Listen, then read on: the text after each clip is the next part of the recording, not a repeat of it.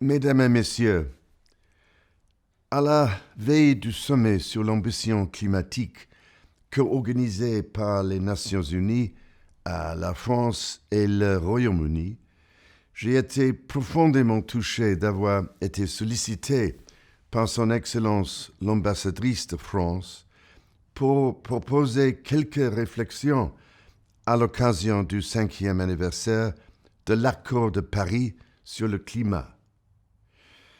J'ai été très fier il y a 5 ans de prendre la parole à l'ouverture de la COP 21 à Paris et de voir l'accord historique qui s'en est suivi. 5 ans plus tard, nous nous trouvons à nouveau à un moment critique pour notre planète, avec une nouvelle occasion de déterminer l'avenir que nous léguerons aux générations suivantes. The current pandemic has brought unimaginable devastation to people's lives, their livelihoods, and national economies. At the same time, the green recovery represents an unprecedented opportunity to rethink and reset the ways in which we live and do business, particularly as we look at tackling the interdependent climate, biodiversity, and health crises. Rather alarmingly, I realize that it is now more than 50 years since I first gave a speech encouraging the protection of our environment. In the decades since, I have seen for myself the changing land and seascapes, along with the devastating impact on lives and livelihoods in almost every corner of the globe. Over these many years, I have discussed the situation with leaders from every continent. I have also been fortunate to know many of the world's most eminent experts on these issues and have worked across the private and public sectors, as well as with NGOs and philanthropists, to identify practical solutions to the challenges that we face. Over this time, we have seen a few phases in terms of global mobilization. The first, kick-started in Rio in 1992, was to make the case for confronting climate change, knowing that no one country can tackle the climate, environment, and biodiversity crises alone. The second was to acknowledge that we must all work together on a common roadmap if we are to achieve results. This was achieved with the historic Paris Climate Agreement in 2015.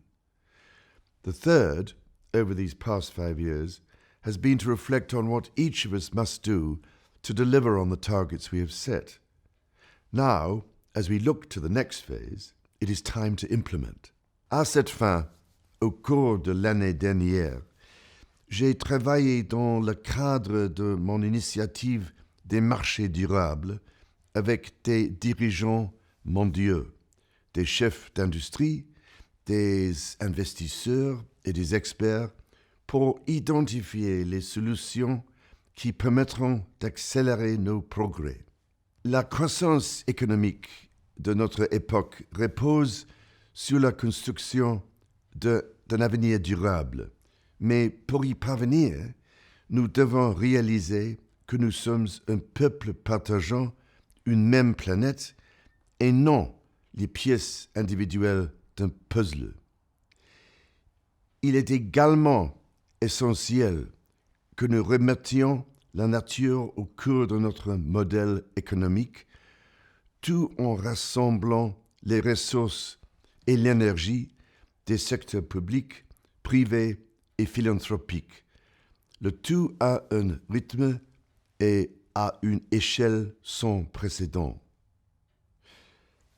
Having worked towards a Marshall-like plan for nature, people and planet, and as we look to 2021 and embark on a warlike footing, I look forward to continuing to work with coalitions of the willing who have the determination to shift our trajectory in line with a sustainable future. This is hard work, and as I know only too well, it will require relentless perseverance over the coming decade.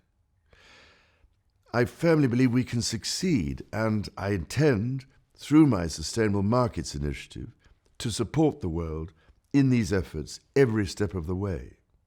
After all, human history has been shaped by the audacity to achieve that which had once seemed unachievable, to reach places which had seemed beyond our grasp, and to realize that which hitherto had lain beyond the bounds of our imagination.